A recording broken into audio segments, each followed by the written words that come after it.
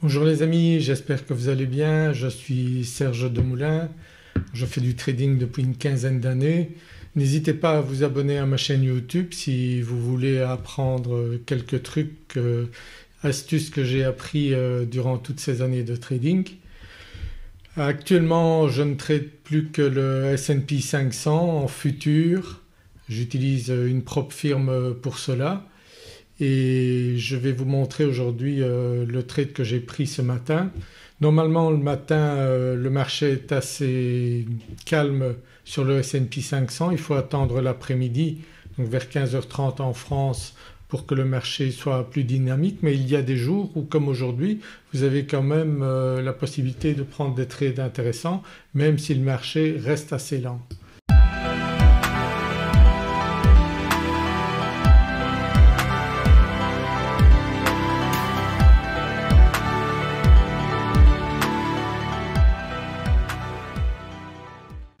Donc j'ai ouvert ma plateforme ce matin et j'ai vu grâce au market profile qu'il y avait un déséquilibre et que le marché avait une forte envie d'aller plus haut que les deux derniers jours. Vous voyez les profils ici des deux derniers jours, ça c'est le profil d'hier et aujourd'hui donc on voit qu'on dépasse le niveau ici des profils des deux derniers jours.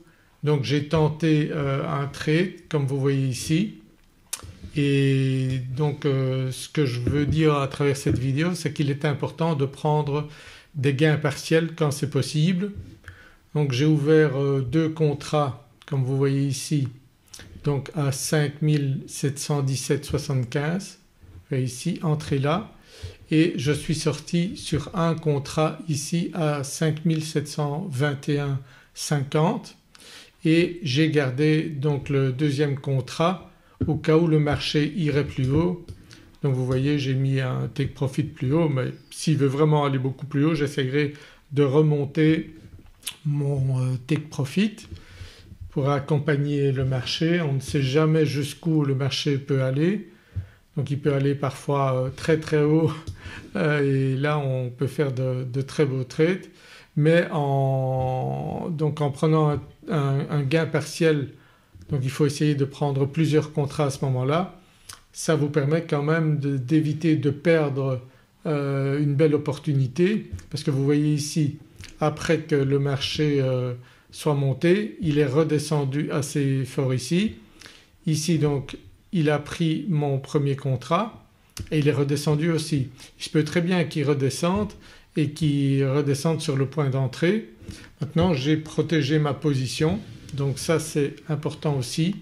Donc vous voyez ici sur le carnet d'ordre, donc on peut voir ici, donc l'entrée est ici mais j'ai mis un tick, donc mon stop loss a un tick au-dessus du point d'entrée, donc ça protège ma position quel que soit ce qui se passe sur le marché. Vous voyez mon stop loss est plus haut ici, j'espère qu'il va aller plus haut mais s'il redescend, il touche mon stop loss, eh bien j'aurai rien perdu et j'aurai donc toujours ce gain ici de 5 points sur ce trade.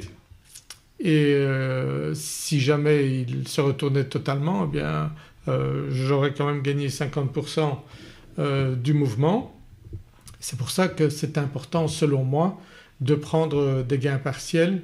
C'est en tout cas ma technique de trading, quand c'est possible prendre des gains partiels pour que vous puissiez donc quand même profiter des mouvements du marché. Et on sait bien qu'un marché peut aller dans les deux sens très rapidement. Vous voyez ici il a fait quand même un fort mouvement de baisse après avoir monté. On est ici sur le 1 minute, mais lorsqu'on va sur des unités plus grandes, eh bien on peut voir qu'il y a parfois des gros mouvements. Vous voyez ici en 30 minutes. Donc vous partez là, peut-être que vous auriez l'intention que le marché aille plus haut, de prendre mais si le marché se retourne violemment, ben vous voyez que vous n'allez rien gagner sur un mouvement comme ça et ce serait dommage. Donc autant que possible moi je vous conseille de prendre des gains partiels sur vos trades et de suivre donc le marché en remontant votre stop loss au fur et à mesure que le marché remonte, mais vous lui gardez quand même une possibilité de respirer un peu, puisque vous voyez que le marché ne part jamais dans un sens sans jamais se retourner, il y a toujours des respirations.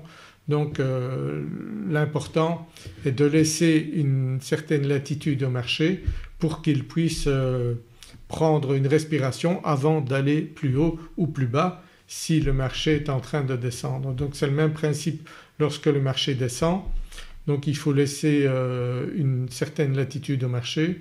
Lorsque je prends donc des trades, je laisse 8 à 10 ticks donc d'espace pour mon stop loss. Ça évite de prendre des grosses pertes au cas où le marché se retourne violemment et ça permet donc de gérer votre trade le mieux possible en essayant bien sûr de capitaliser sur le mouvement que vous avez choisi, que ce soit à la hausse ou à la baisse, et remonter rapidement votre stop loss au niveau de break-even, voire break-even plus 1 pour compenser les frais de vos trades. Mais sur les futurs les frais ne sont pas très importants, c'est l'avantage aussi de trader les futurs par rapport au CFD. Et sur les futurs vous êtes sur le marché réel avec tous les traders du monde, tout le monde voit les mêmes informations. Donc je vous conseille de trader les contrats futurs. Avec la propre firme Apex que j'utilise, ça fonctionne très bien, donc vous avez un lien sous cette vidéo. Et la plateforme Tradeovate que j'utilise fonctionne parfaitement sur Mac comme sur PC. Donc moi je trade sur Mac, donc j'ai devant moi 4 écrans et ça fonctionne super bien. Donc je vous conseille cela. Vous pouvez voir sur ma chaîne YouTube l'utilisation de la plateforme Tradeovate. Et si vous vous inscrivez à ma formation gratuite, vous avez un lien ici, vous aurez encore pas mal d'informations. Et si vous voulez aller plus vite, vous pouvez vous inscrire à ma formation sur le Market Profile, Tradeovate, carnet d'ordre, et comme ça vous verrez exactement comment je trade au quotidien le S&P 500. Donc c'est un marché très intéressant. Je vous conseille de vous spécialiser sur un marché, que vous choisissiez le S&P 500 ou un autre.